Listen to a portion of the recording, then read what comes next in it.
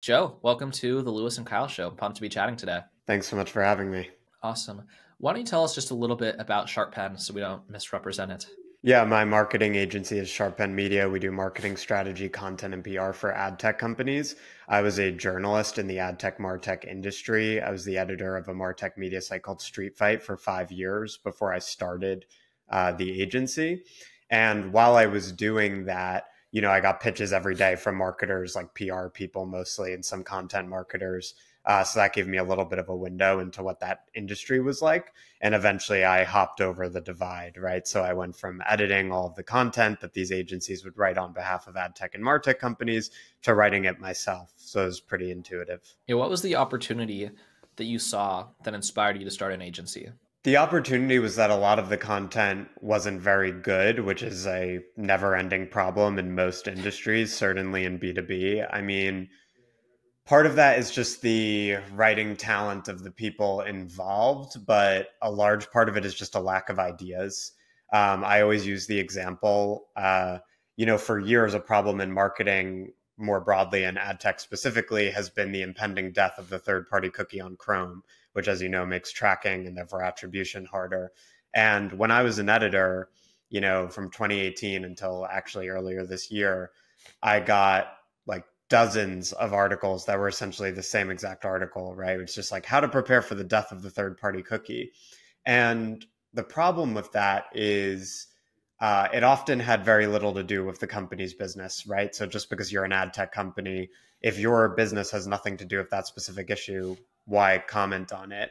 But also, the take is so unoriginal that even if you get it in an industry trade publication, what could it possibly be doing for you, right? It's not like your customers are going to read that or investors are going to read that and be like, oh, these people are saying that third party data is drying up, so we should collect first party data, you know? Innovative, never heard of before. I want to do business with them. So I think the opportunity was to use a journalist's sense for what makes a compelling story to help clients in this industry come up with differentiated narratives and then execute them effectively in the form of high quality content. Is there a process to putting together or a structure that you use to come to a comprehensive narrative that is new or unique in some way? Yeah, I think you need a few ingredients. So you need to have an understanding of the industry. So people in B2B marketing will often be like, should you get a generalist or should you get an industry expert? And my answer is both. Like there are usually options out there who check both of those boxes. So I think it's very much worthwhile to find someone who does. Because if you have a consultant or an in-house marketer who understands ad tech, they're going to immediately be able to understand, okay, here's the swath of opinions on this topic, and here's how we might be able to differentiate you. The second ingredient is your customers' perspectives. So lots of companies, especially in tech, they're very excited about their product. They're doing something they regard as innovative, and they want to talk about that. Often when you talk to their customers, the customers will tell you that what they love about the company has nothing to do with that. They might view the tech as commoditized, and it's actually like the service and the people who make a difference, or it's a certain like customizability that makes the product valuable, not necessarily like an inherent characteristic of the product itself. And the third thing is the perspectives of the executives, right? So who's leading this company? What do they stand for? Where do they see the industry going? When you mix those three things together, and we'll do exercises in the first month of a relationship with a strategic client where we try to ascertain those things, you come to an understanding of what can this company say that actually differentiates it from competitors and that resonates with its customers. And those are really the building blocks of a differentiated message that will then condition all of the content you produce afterwards. I'm curious to still learn a bit more about the kind of earlier days building this agency. At what point did you personally step away from the actual writing, or are you still to this day somewhat involved? Yeah, so I had an interesting experience with this. I do think will resonate with your audience because I basically had the classic like service business entrepreneur path where you start out because you have a specific talent, right? In my case, it was writing. You start selling this. When you start selling it, you don't even realize you're like a salesperson or an entrepreneur. You're just like looking for freelance writing clients. And then I got to a point where I had a critical mass of them. The business was taking off, and I was like, oh, I guess I'm like running a business now. And I, founded an LLC and started thinking more about the business. Then I got like stuck at like 60K a month. So at that point, I was essentially like a really well-paid freelancer, was busy, had a lot of clients, but I wanted to know why was I stuck? And so I eventually found my way via recommendation of another content entrepreneur to a coaching company. And they taught me like all the business 101 stuff that like you guys know well and probably talk about often. And so one of the things I did after I hired the coaching company was I like outsourced all of the writing. I hired a content marketing director who would essentially run the day-to-day service for our clients. And so I've been through that change of stepping away from the day-to-day work. And I'm actually in a position now of taking a step back and taking over the accounts again.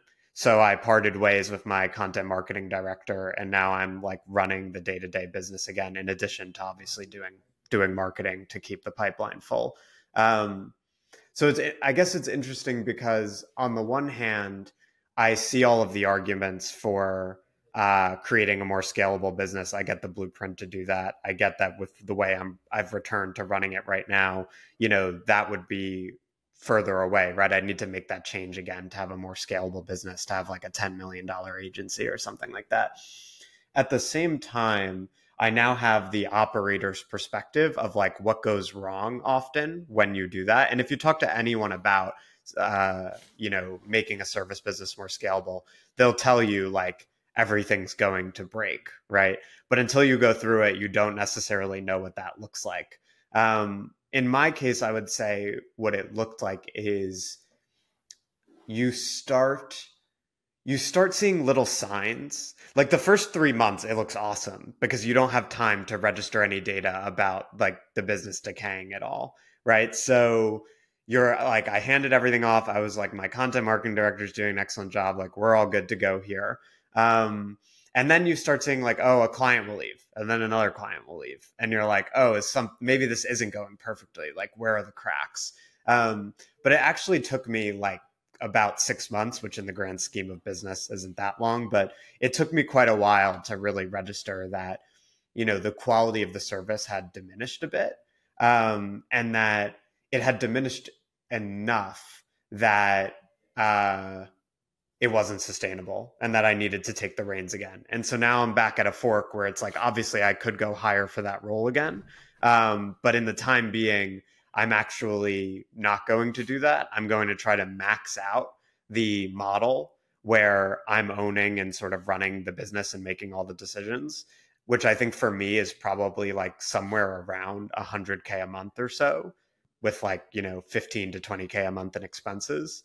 And then once I hit that point where I'm out of bandwidth and I feel like I've exhausted the founder running the whole thing model, I might explore outsourcing it again.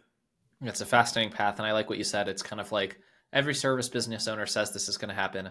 And then it basically did happen. But I knew I wasn't going to believe them about it happening. It's just like one of those things. Like you can be told about it a million times and it's kind of just everyone's doomed to relive the same story. And I don't mean doom in such a negative way. It's just because there's a ton that you learn from it. But it is a very common pattern. And it's, I think for a lot of people to listen to this podcast and hear similar stories like that, it's like, this is what you get when you sign up for this path.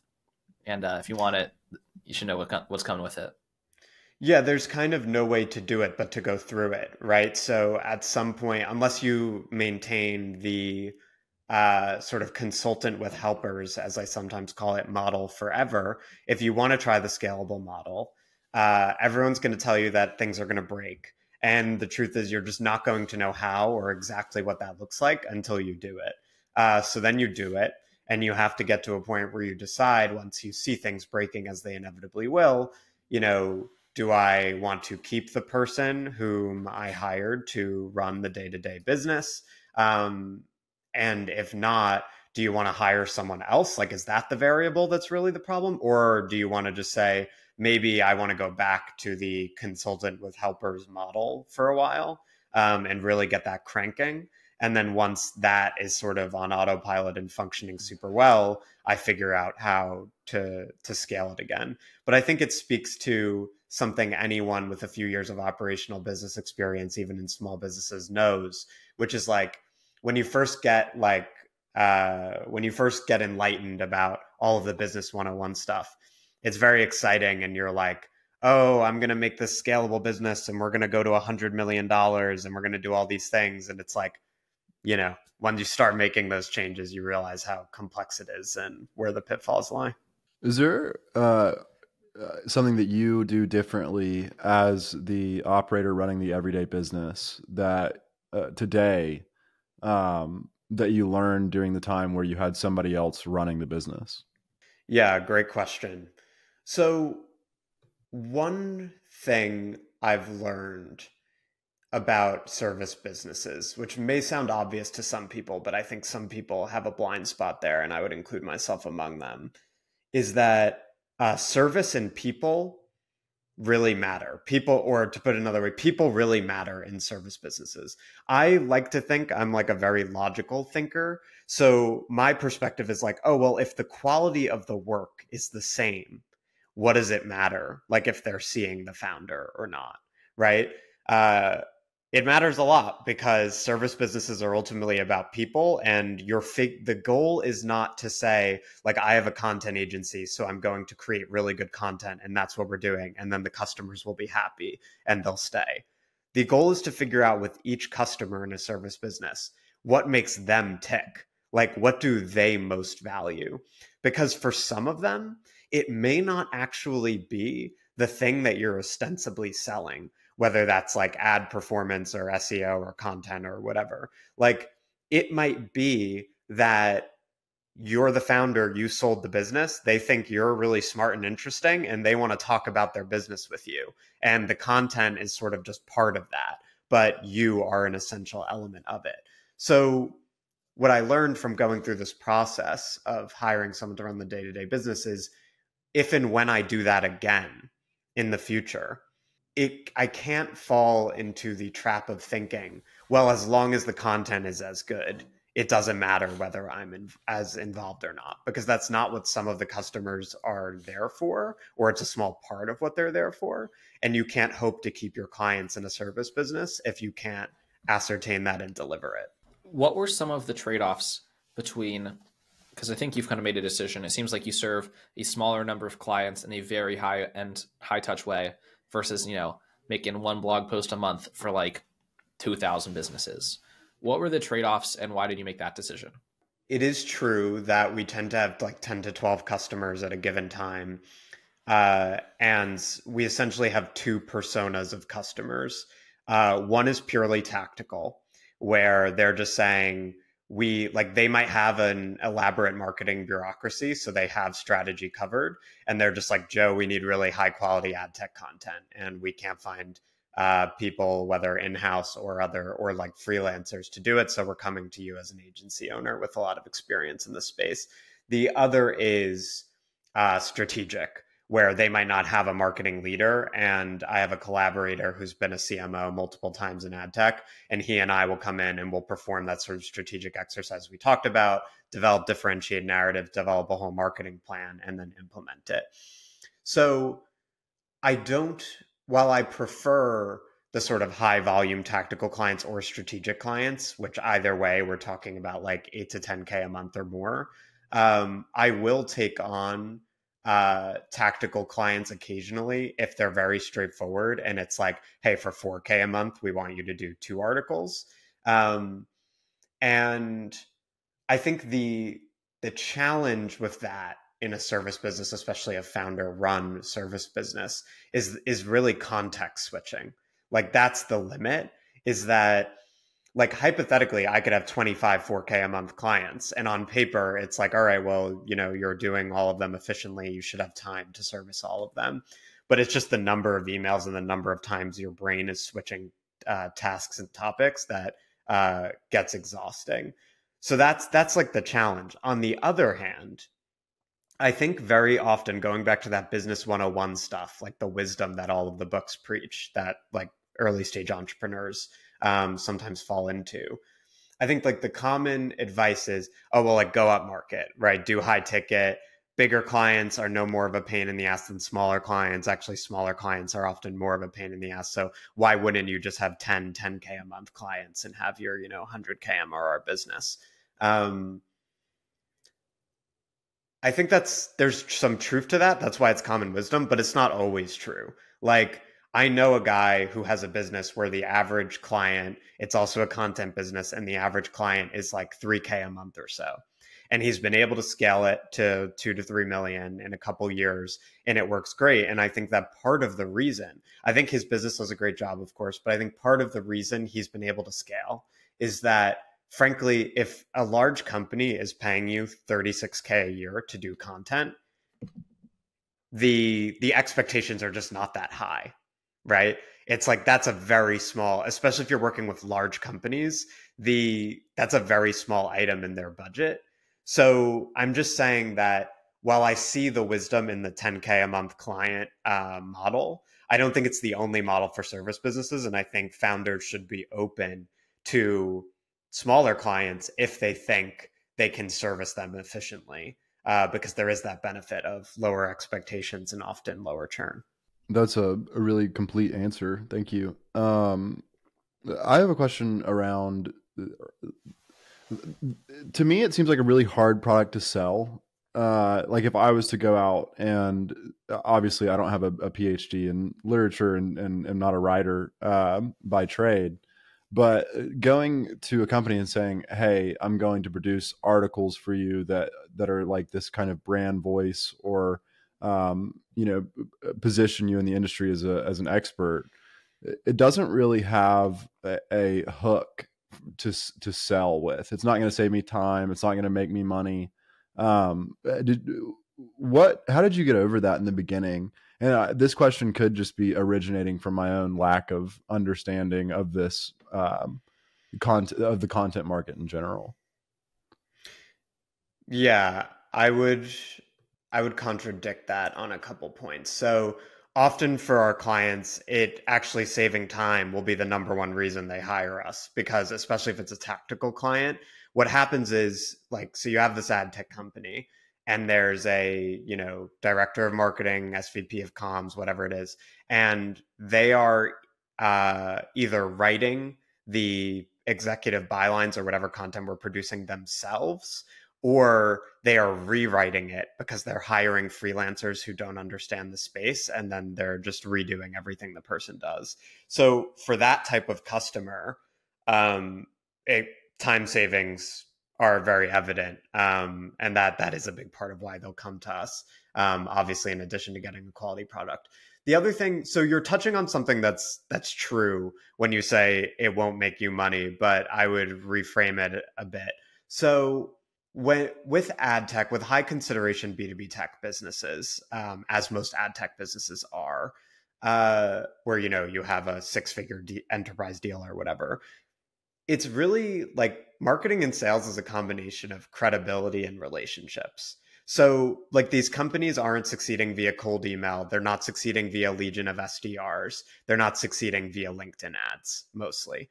They're succeeding by building credibility in the market through content and PR, and then like going to events and meeting people and doing, building direct relationships. So in terms of whether or not it makes them money, you're touching on an anxiety that many of my customers themselves have, which is absolutely a headwind for this kind of business, which is that it's very hard to attribute the impact of PR or thought leadership content to sales opportunities. Like, often if you talk to a marketing org and they tell you that they have this data-driven approach to content marketing, really what they mean is they do some white papers and they do blog posts, and those are owned assets, so they can measure them and they can sometimes link them to deals. But often you can't measure like a thought leadership byline that you place in the industry trade publication.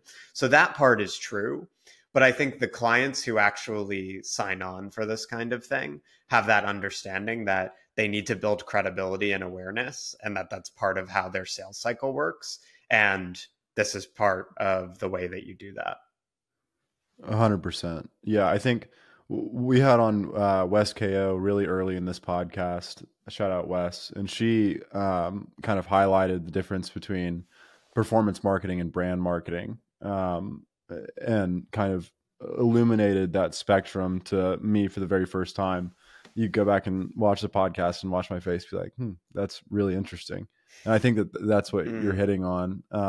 And the importance of brand marketing and what you called high consideration SaaS actually being the most important thing, makes a lot of sense to me.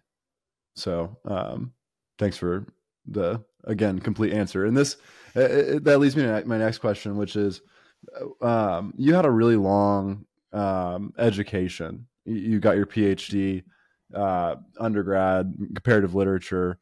Why did you do that, number one? And how has that impacted you over time? I mean, I'm sure it impacts you every day, but you have a certain ability to think and answer questions that is unique. And so would you say that that is a result of the long education that you have? Yeah, I think it's consistent with it. I'm glad you asked about this because I was listening to your podcast with Nick Huber, and you guys were talking about the value of college. I think one thing that's important to recognize in like the college conversation is that people are optimizing for very different things, right? So like, to be honest with you, when I was 22 and I decided to go get a PhD after doing undergrad, I wasn't optimizing for financial outcomes. It happened to work out that my financial outcomes were like very good. But I wasn't like, if I had been optimizing for financial outcomes, I would have done what everyone who was doing that at my school did. And I would have gone and worked for McKinsey or Goldman Sachs or whatever, right? Those options are really available to people who go to a certain set of schools. So I wouldn't say, obviously, if I were advising someone who is a college student or in their early to mid 20s on how to optimize for finances, I would not advise them to go do a PhD, right? I think that's obvious. In my case, what it happened to allow me to do is I was freelancing as a writer the entire time while I was in grad school. So, you have a salary as a PhD student, where you're getting paid to teach and research and whatever, but also the whole time I sort of kept a second resume going. And it gave me the time to build up more of a career as a journalist and a freelance writer, and then to start my business with the safety of knowing that my health insurance was taken care of, and that I had an income. And when I decided to, I was in my fourth year. It took me 4.5 years to do the PhD, and I decided in my fourth year not to pursue academia. And when I was able to make that decision was when I had gotten to a point where I had enough freelance writing clients that I was like, okay, I'll be good. Like, I have like 6 figures in income, even without, without the PhD stipend. So now I can graduate from there and not worry about that and just pursue the business thing full time.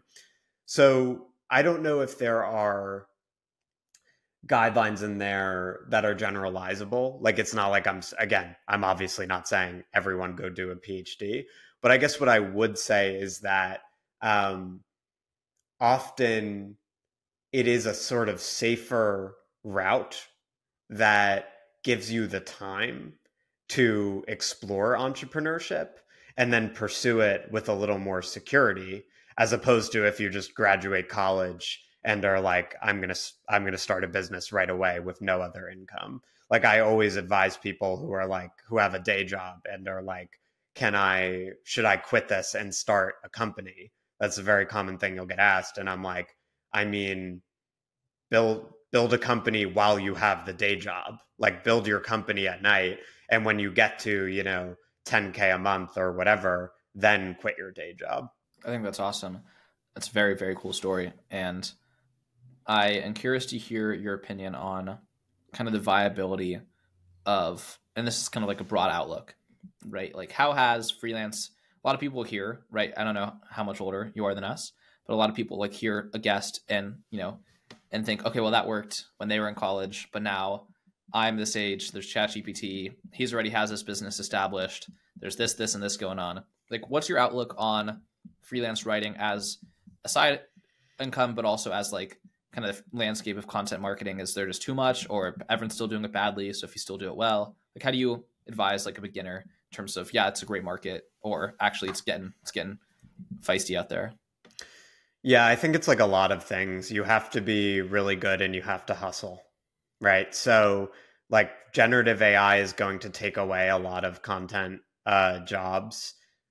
Like if you have the writers who were historically getting paid to do like basic SEO blog posts, like they're not going to exist anymore. Like people are just going to use generative AI to write those posts.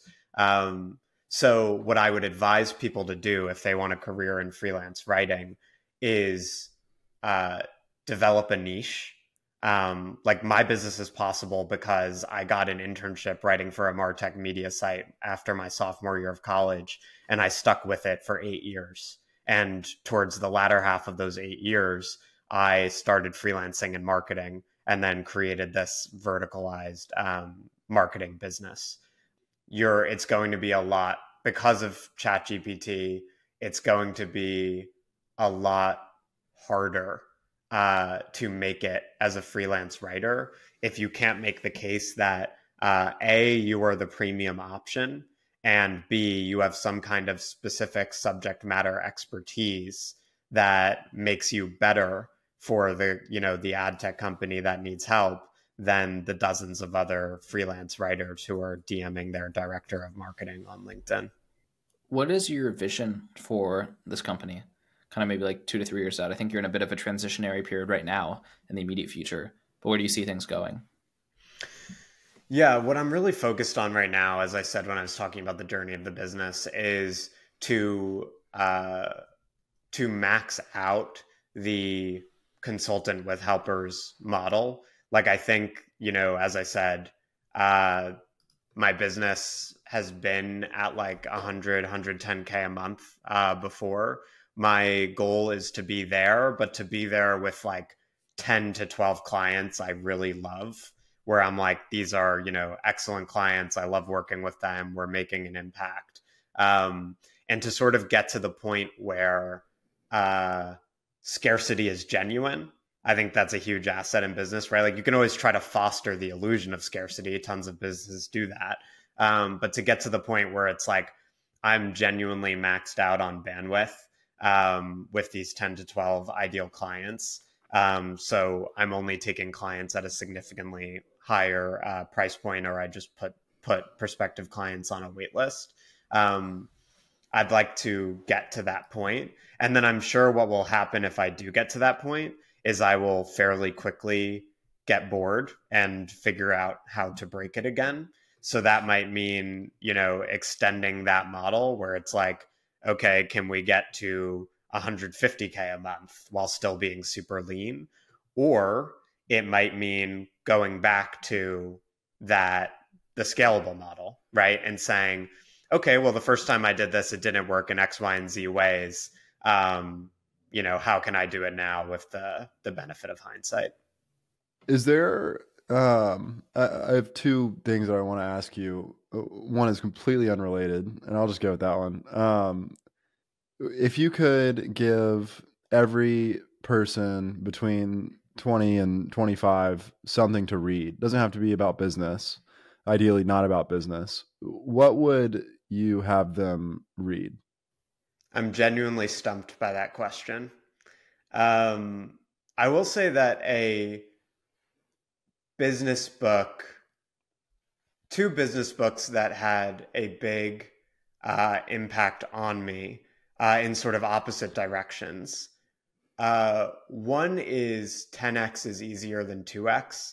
And this is sort of like the Bible of like the scalable business model. Like this is all about like, don't do what I am doing now. Like shoot for the moon, Like you'll only achieve things if you try to imagine what you would have to do to have a 10 times larger business. That I think is really worth reading for anyone interested in a career in business, and especially entrepreneurs. And then a sort of opposite one is Company of One. And essentially, he doesn't call it a lifestyle business, but it's essentially a lifestyle business manifesto. And I think I'm disobeying the parameters of your question by making this about business, because otherwise it's so broad that I can't fathom what I would say. But if you read those two books, which most of your audience is business oriented, so it will make sense for them, you'll sort of get the two visions of like where you can aspire to go with a business. And I think they're both great. Like, I think trying to have a 10 or $100 million scalable business it could make for an awesome, exciting career in life.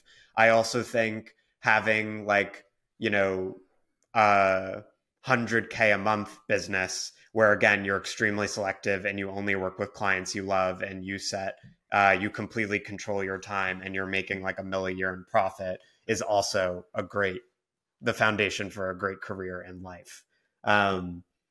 So that would be my take on reading.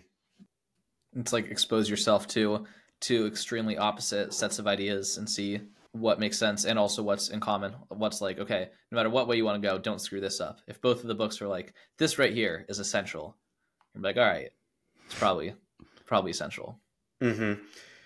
Yeah, so there might be a commonality between them. But I think more than anything, what it shows is that they're totally divergent, right? And again, it's like everyone will tell you when you're starting a business, like or most people will tell you, there's no right way to do it. It's about what kind of life you want and what kind of business you want.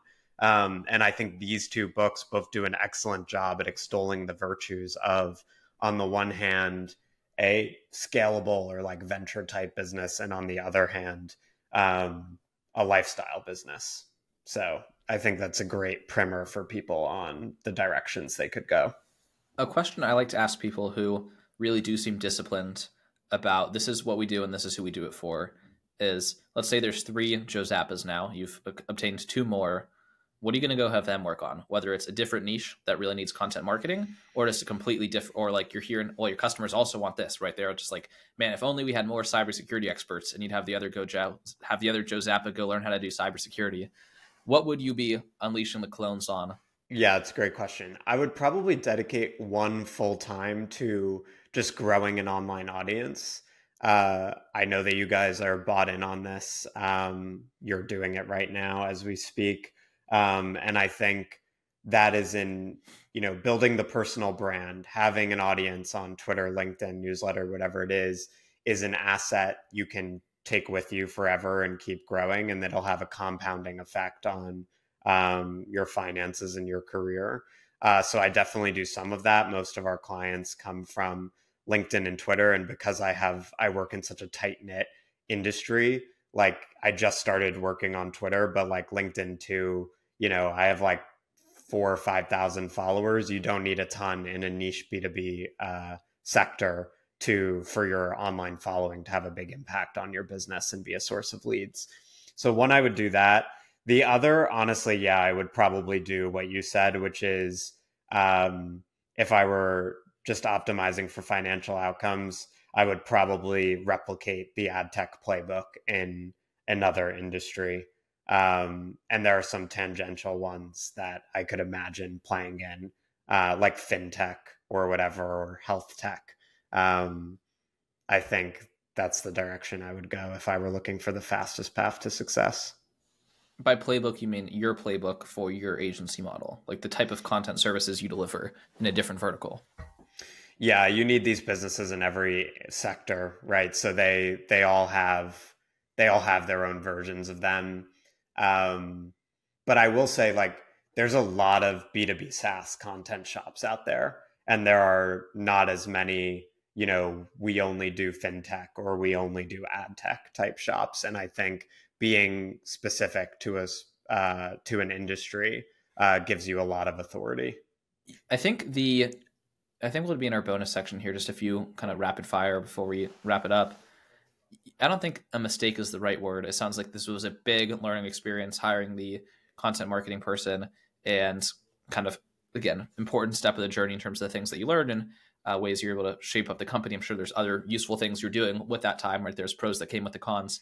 But is there another really big mistake kind of in the earlier business steps of the business career? Maybe it was like procrastinating hiring the coach or something that is like another one that you're like, I'm not doing that again. I'm not making that mistake again. Yeah, one small one is it absolutely baffles me that people will have companies, 10x or more my company's size, and they won't have a project manager or a VA or someone of that kind. Like, that's a small thing, but those people are so unbelievably valuable. They just free up that chunk of your brain that every day is focusing on, have we done all of the tasks? Do we have the client? Have we gotten the clients all of the things that they need? So after I hired the coaching company, I think it took me like 4 months to hire a project manager from Serbia. I hired her via a service called JobRack. They were excellent. They made it easy, and they found me an excellent person. And I just can't recommend that enough to small business owners or early stage entrepreneurs.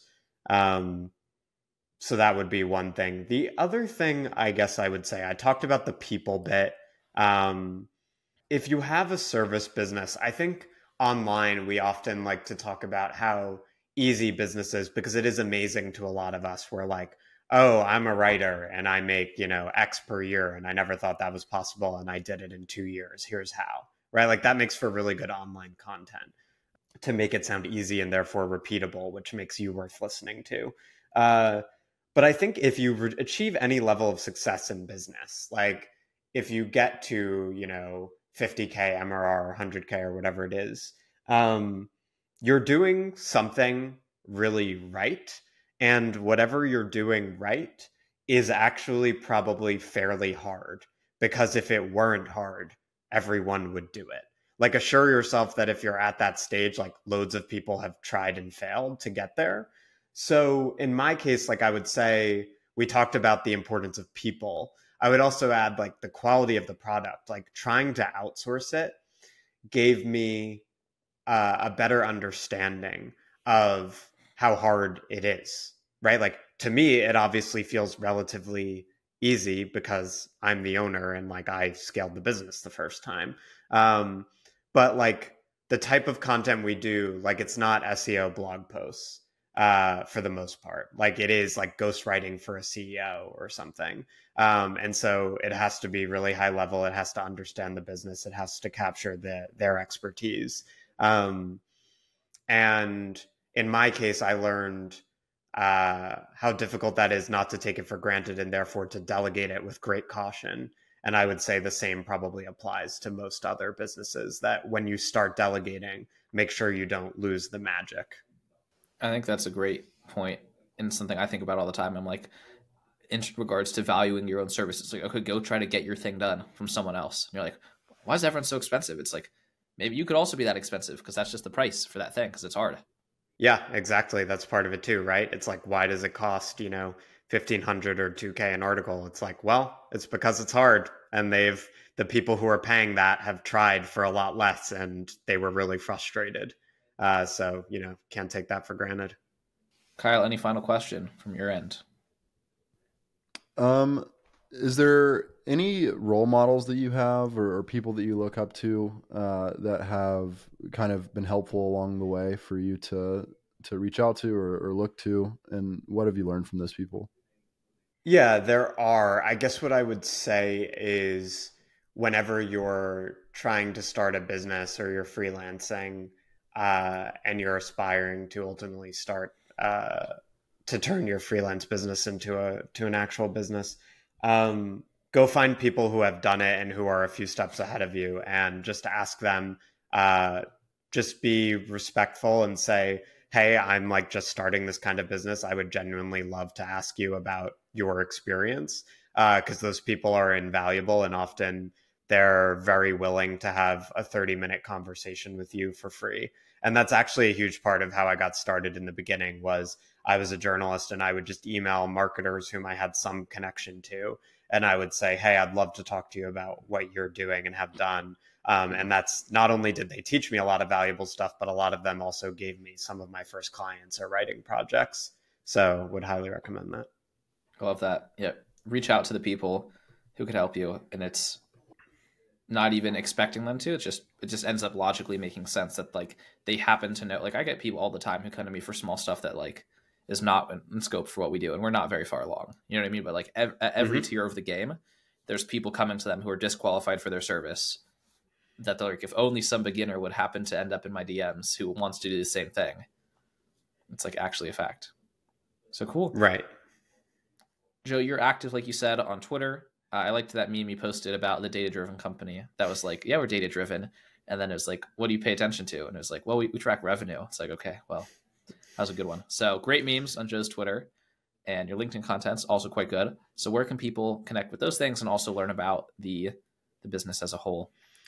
Yes, find me on Twitter or LinkedIn. I'm at Joe_Zappa on Twitter. Just search Joe Zappa Sharp Pen Media on LinkedIn, and the website is sharppenmedia.com. Thanks so much for having me on, guys. Thank you.